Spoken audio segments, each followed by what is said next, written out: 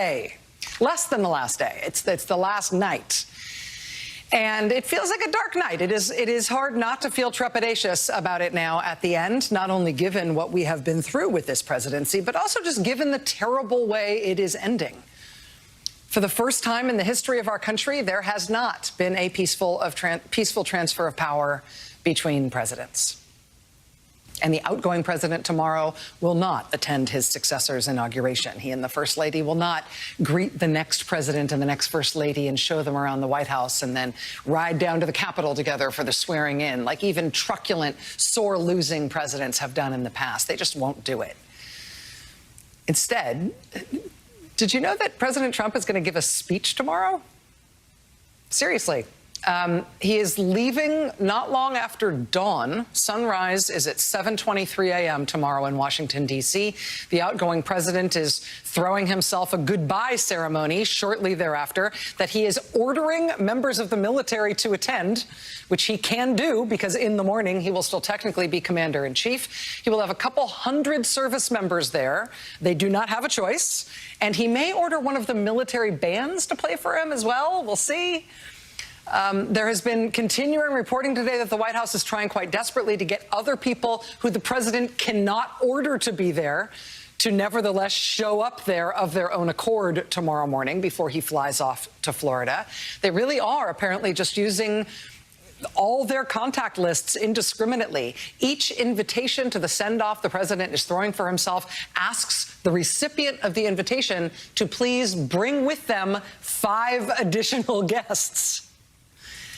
And they are sending these invitations to everyone they have an email address for, apparently, including, we think by accident, a number of people who the president has loudly denounced as his enemies. People like Anthony Scaramucci, the former White House press secretary for 5 minutes, and John Kelly, former White House chief of staff. Even John Bolton, his former national security advisor, who wrote a whole book about how terrible the president Trump was, and who the president then sicked the Justice Department on in response to that book. But oops, somehow John Bolton is now among those invited to come tomorrow to the president, to the party that the outgoing president is throwing for himself. And please, would he bring 5 friends with him? So we'll see how it goes early tomorrow. The president is leaving the White House roughly at dawn. We are advised that he really is planning on giving a speech, possibly kind of a long one, at this event that he is throwing for himself at Andrews Air Base. You know, there's a reason why former presidents don't give speeches on their successor's inauguration day, right? But yeah, that's what we are getting from the outgoing president. Because Mr. Trump is then just leaving and flying to Florida rather than taking any part in the inaugural ceremonies in Washington, responsibility is going to fall to the White House usher to welcome President Biden and the new First Lady, Dr. Jill Biden, to the White House once Joe Biden is sworn in tomorrow at noon. The usher has to do it because the departing president won't.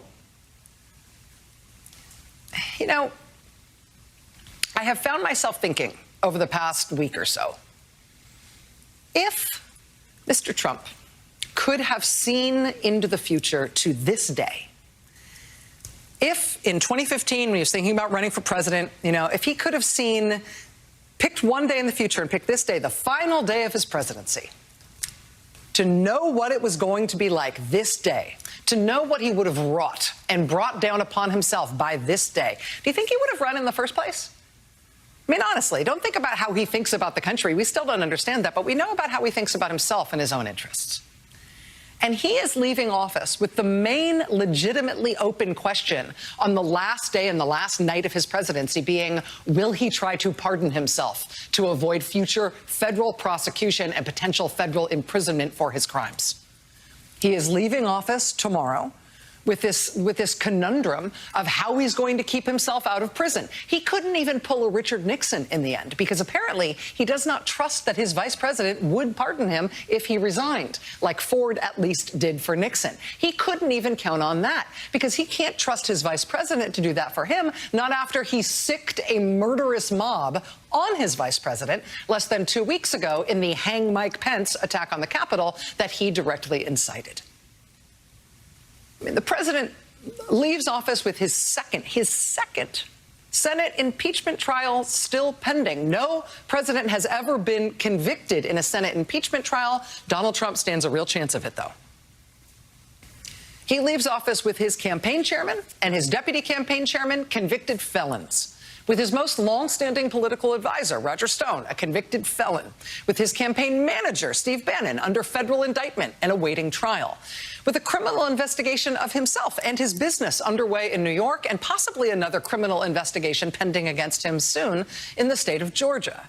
With the last two banks on earth that would still do business with him pledging now to never do so again. One of them closing his accounts and calling on him to resign the presidency. The other one is the one to which he has personally guaranteed over $300 million in outstanding loans, which are soon coming due, with no one having any sense of how he will possibly pay them. With his business interests cratering at home and across the globe, with a live question in play as to whether he will be the first president to ever face a lifetime legal ban on him ever running for office again, with even his wife leaving Washington with an approval rating nearly 20 points lower than any other first lady in history. She is the only first lady in history to be viewed on balance negatively by the American public. That's like a physical impossibility, but he's managed it somehow. His longtime fixer and lawyer is also not only now a convicted felon, he's one who has cooperated and is cooperating in an ongoing way with multiple ongoing investigations into the president, including the criminal bank fraud and tax fraud one that is ongoing in New York. His niece is suing him to get the inheritance she says he stole from her. He's soon going to be deposed in a defamation case brought by a woman who says he raped her and who says she saved a dress with his DNA on it to prove it. The company that was lined up to broker the sale of his now flagship property, his D.C. hotel, that company now refuses to be associated with him and will have nothing to do with the sale. The city where he was born and raised and lived his whole life before the White House, New York City, has canceled all its Trump Organization contracts. He, of course, in the middle of his one term in office, said good riddance to New York and moved to Florida, apparently out of some combination of spite and tax interests. But even still, his neighbors in Palm Beach, Florida, are asking that town to enforce zoning and tax rules in order to prevent him from actually moving in there full time. And the PGA won't put tournaments at his golf courses anymore. And he's banned from Twitter and Facebook and YouTube and Instagram. And apparently they can't find anyone to come to the sore loser send-off that he's throwing himself at dawn on his last morning as president at an airbase after he was voted out after only one term. The only president in U.S. history to have ever lost the popular vote twice, to have been impeached twice. The only defeated incumbent president ever to use violence by his supporters to attack the U.S. government to try to force his continued hold on power. He leaves tomorrow at dawn, slinking out before the inauguration of the man who soundly beat him.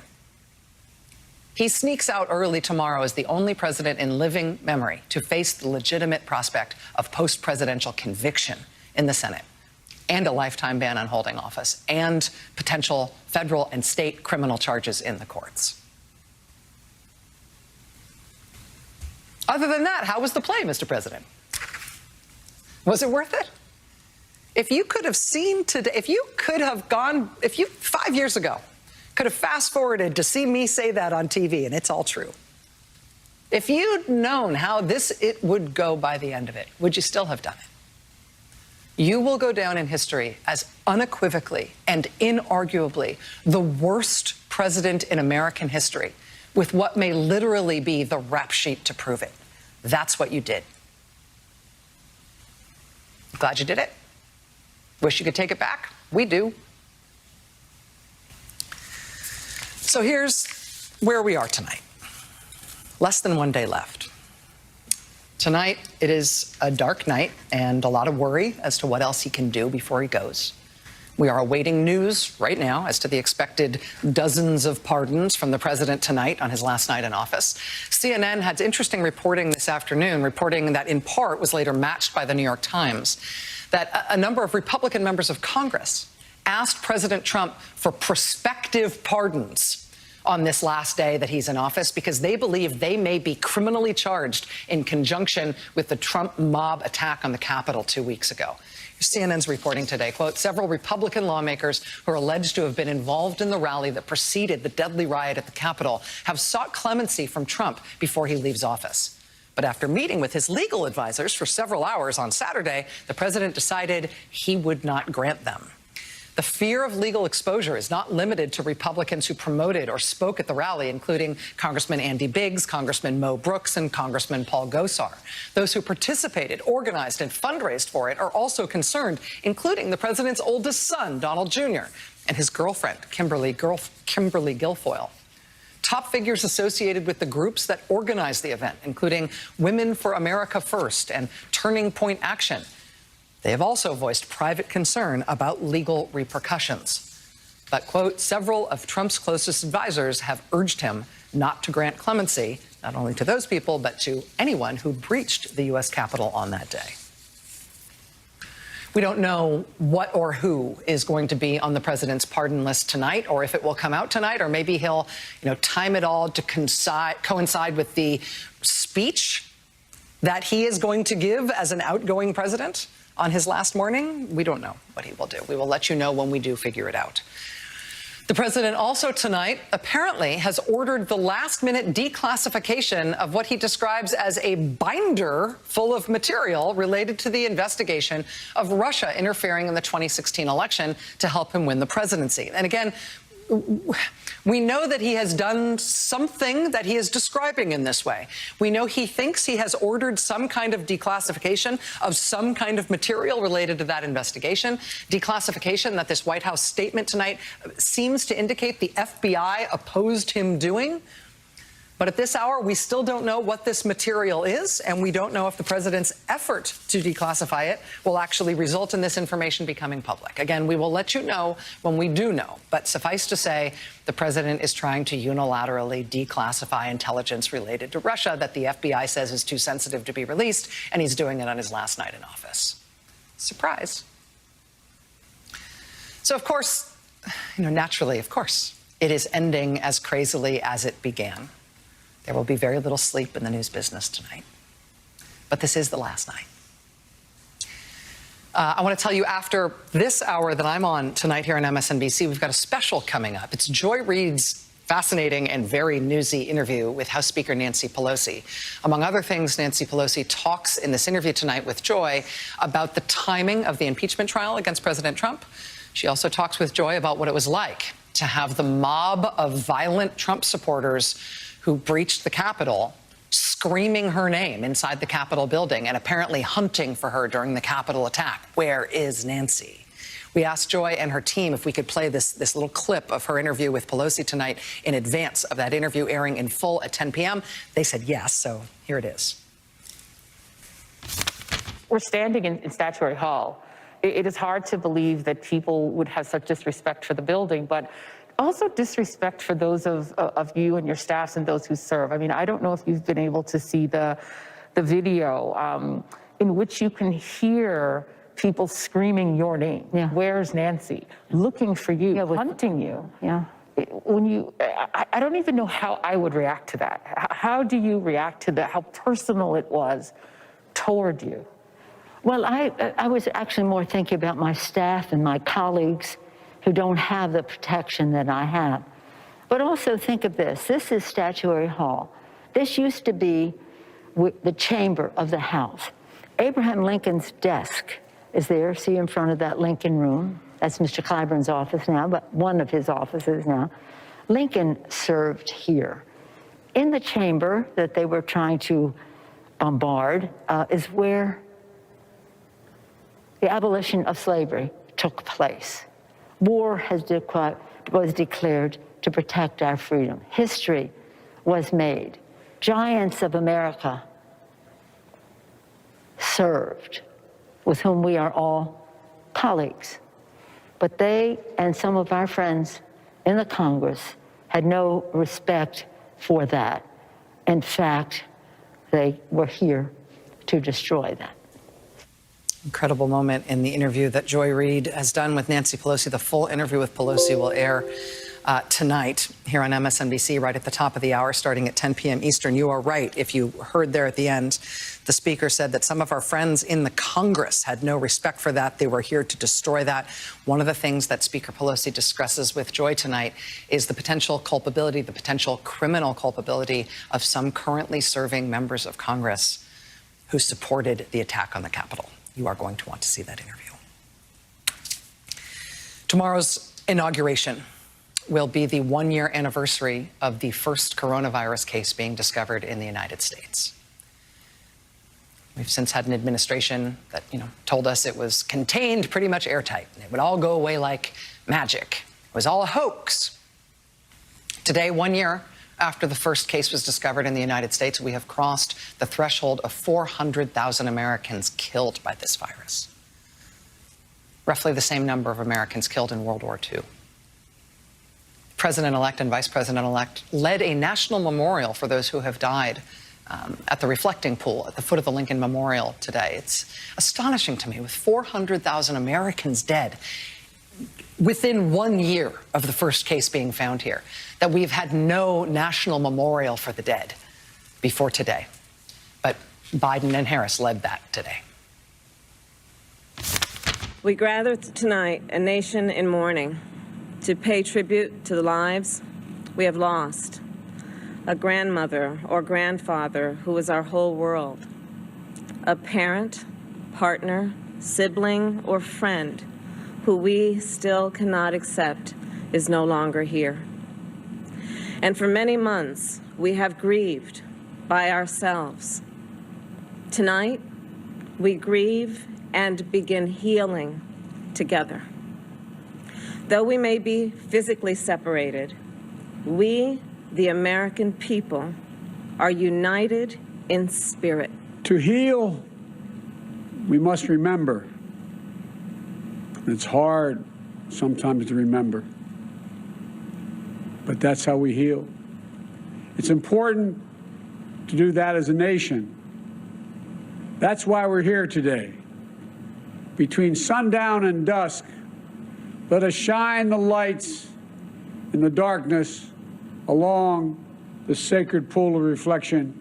Remember all whom we lost. Each of those 400 lights that lit up at that moment in the memorial service represents 1,000 Americans killed by the coronavirus. When those 400 lights were lit, Joe Biden and Kamala Harris and the incoming First Lady and Second Gentleman, they all turned around to take it in. 400 lights to represent 400,000 Americans dead. And that was a long, long moment of silence. The reflecting pool is more than 2,000 feet long. The lights stretch the entire length of the pool on both sides. Clark County Government Center, they projected images of angels on the ceiling. This is down the road from the reflecting pool in D.C. at the National Cathedral, the number 400,000 protected in light on the church walls. So this was today. Effectively the start of the new administration, right? The first act by the new vice president and president who arrived in Washington together today to be ready for their swearing in tomorrow. And tomorrow, there will be a strange start to the day, with the outgoing president fleeing Washington hours ahead of the inauguration. But he'll be gone. He will do whatever he's going to do. The inaugural will start mid-morning. Lady Gaga will sing the national anthem. Supreme Court Justice Sonia Sotomayor will swear in Vice President Harris, just as she swore in Vice President Biden for his second term in 2013. When it comes to swearing in President Biden, that job will go to Chief Justice John Roberts. President Biden will give his inaugural address. They'll all review the troops. It's only once the new president is sworn in that they can start moving his furniture and his belongings into the White House. So the White House staff is going to be scrambling at the point of the swearing in to start the Bidens moving in. Again, part of the rudeness and lack of consideration of the outgoing president and his family not welcoming in the incoming president and his family is that there's been no advanced planning in terms of setting up the household for the new incoming first family. And The fact is, tomorrow's going to have unusual logistical constraints in terms of the time to get the Bidens moved in. Usually there's a big, long inaugural parade and a big luncheon with Congress up at the Capitol, all of which has its own ceremonial purpose. But for the people who are doing the moving work at the White House, those are important, big, long events that give them enough time to rush everything in. Because of COVID, though, there's no lunchtime at the Capitol. There's going to be a parade, but it's not going to be a big, long parade with thousands or tens of thousands of people. It's going to be a virtual parade instead of it being in person.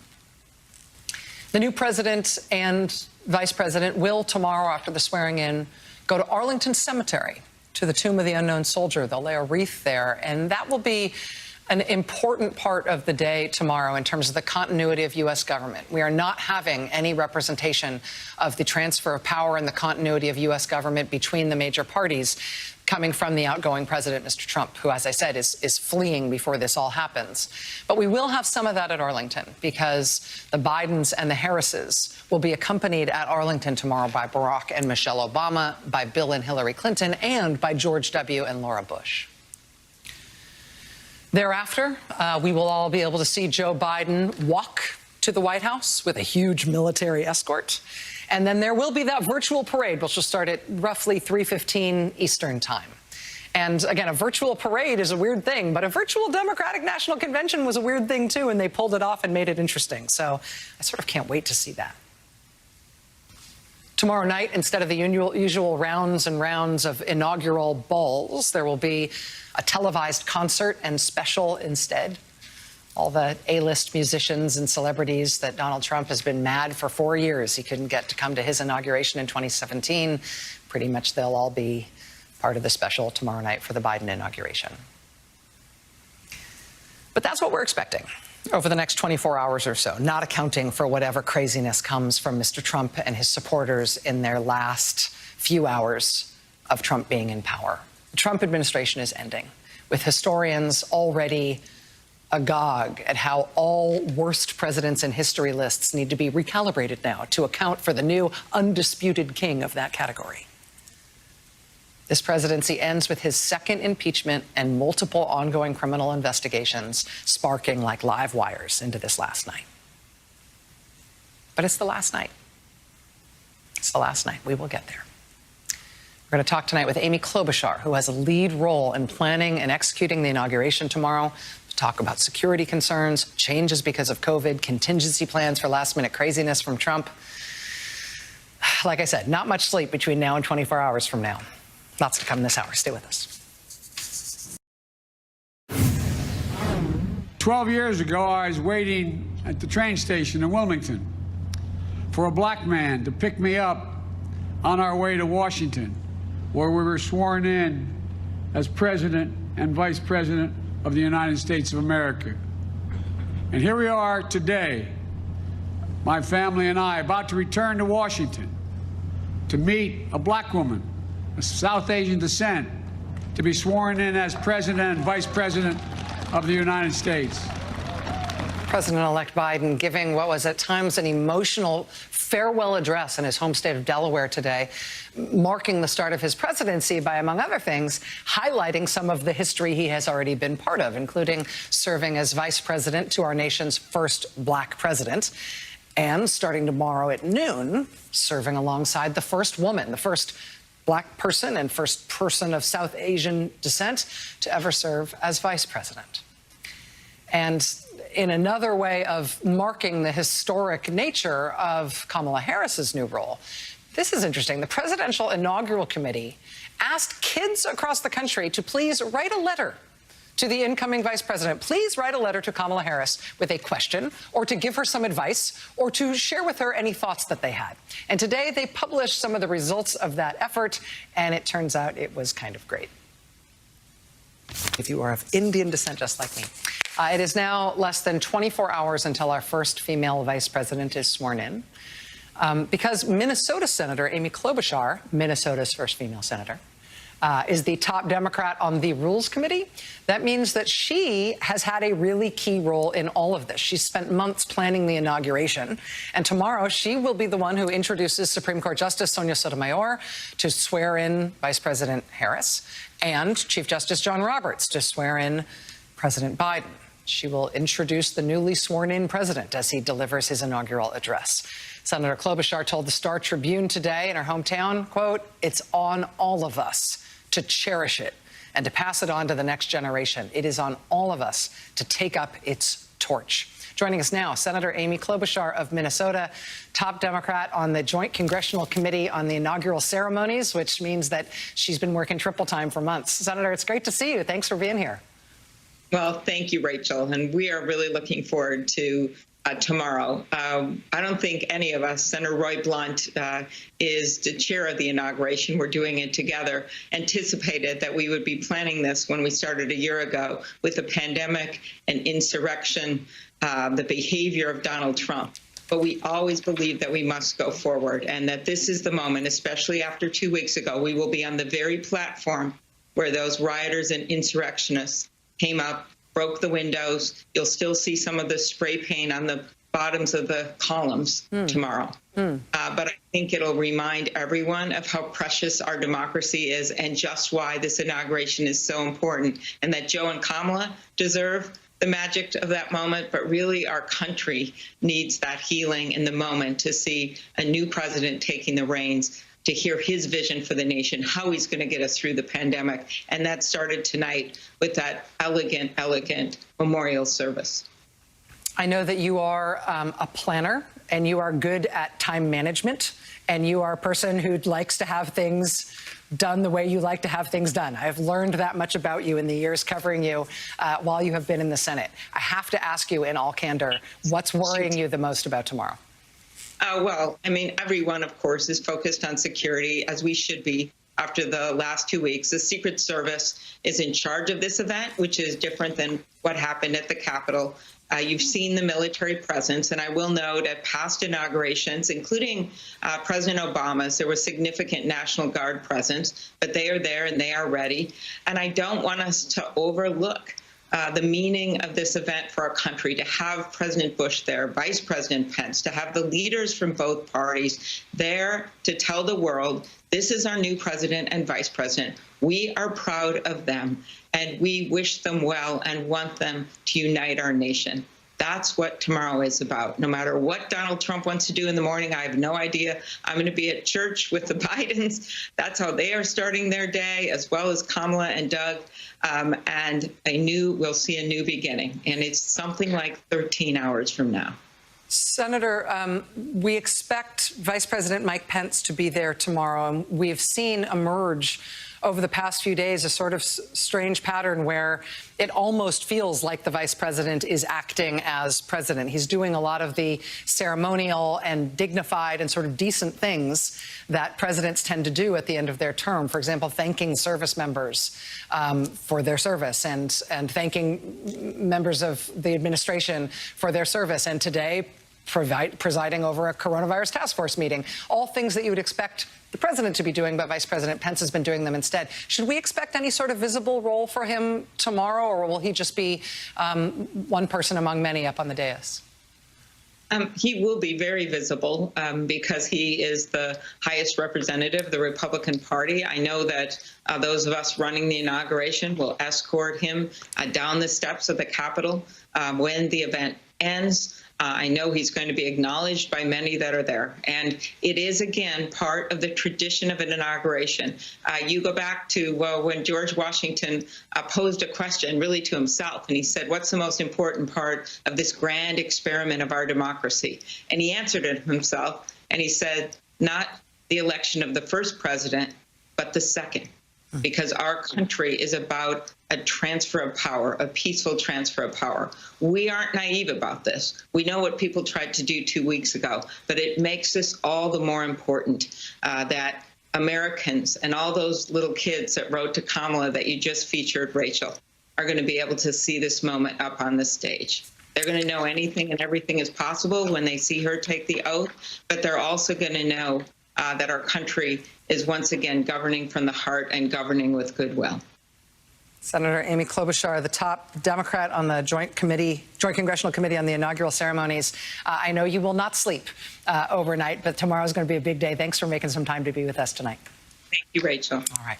I'll tell you, as we are sort of heading deeper into the night here, we are watching for a number of developments that we are expecting out of Washington, including what we expect to be a busload of pardons from the president. We're also anticipating some further news or explanation about what the president appears to have tried to do tonight in announcing that he is declassifying something related to the investigation of Russia interfering in the 2016 election to try to install him as president. Again, both of those developments are sort of protean at this point. We know that they're both coming, or in the case of the declassification, there has been an order issued, but we don't know the implication of it yet. We're working on that. We're watching those stories develop. It's going to be a long night. Stay with us.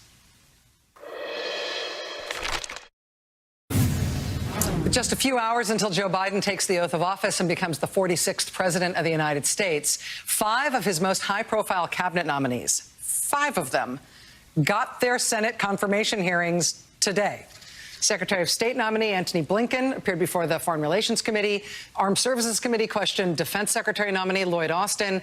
Janet Yellen, who's Biden's nominee for Treasury Secretary, she had her hearing before the Finance Committee. There was also a hearing for Biden's pick to head Homeland Security, Alejandro Mayorkas.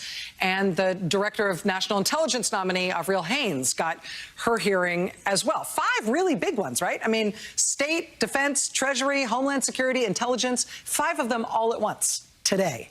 We never have this many nominees for huge cabinet positions all having their confirmation hearings all on the same day. That's because in years past, when a new administration was on its way in, the Senate would hold hearings for new cabinet secretaries over a period of days, many days in advance of the inauguration, so the new president could have at least some of his cabinet in place when he actually took office. Not this time, though. This time we got all these hearings all at once, literally the day before the inauguration, because the Republican-controlled Senate just chose not to get their act together to move on Biden's nominations before now. They had some very important recesses to take, among other things. I swear, the Senate didn't even come back from their latest vacation until today. Yeah, no rush. When you haven't held confirmation hearings for anyone before today, feel free to take a few more days off. So Biden is having to take office with an empty cabinet, with literally no cabinet secretaries confirmed, including in critical national security positions, which is totally unprecedented. When President Obama took office in 2009, 7 of his cabinet secretaries were confirmed by the end of Inauguration Day. Many of President Trump's cabinet picks faced more opposition in the Senate, but even he took office with his defense secretary and his Homeland Security secretary in place. This time, though, barring some kind of Senate miracle, Joe Biden will have no one in his entire cabinet confirmed on his first day, including in the major national security positions. And bad news, good news on that front. The bad news is the obvious, right? The bad news is that means President Biden is going to start with a whole bunch of acting, temporary fill-in cabinet secretaries instead of full-blown Senate-confirmed cabinet secretaries of his choosing, which will just make it that much harder for the new president to hit the ground running. And that's true in terms of policy matters. That's also true in terms of national security. It's worrying for all the obvious reasons. That's the bad news. But the good news is that the Trump administration has been so profoundly dysfunctional for 4 whole years that we're actually sort of used to that now. We're actually sort of used to having only acting, stand-in, non-confirmed secretaries at all the most important jobs in the cabinet. And that's not something that the Republican-controlled Senate screwed up for Trump, despite him doing it the right way. That's just the way he ran the government. I mean, thanks to Republican Senator Josh Hawley slowing down the process in the Homeland Security Committee, Joe Biden is going to have to settle for an acting Homeland Security secretary for at least a few days. But the United States has already had nothing but acting Homeland Security secretaries for like 2 years under Donald Trump. The longest vacancy in a presidential cabinet ever, because Donald Trump could just never get it together to have real nominees who got really confirmed by the Senate and who held their job with all the attendant powers. So maybe after this 4 years in terrible governance, maybe we are better at running government poorly in that way. than we otherwise would have been before this 4-year experiment in terrible governance that is now coming to a close. I will find silver linings wherever I can. I will find them.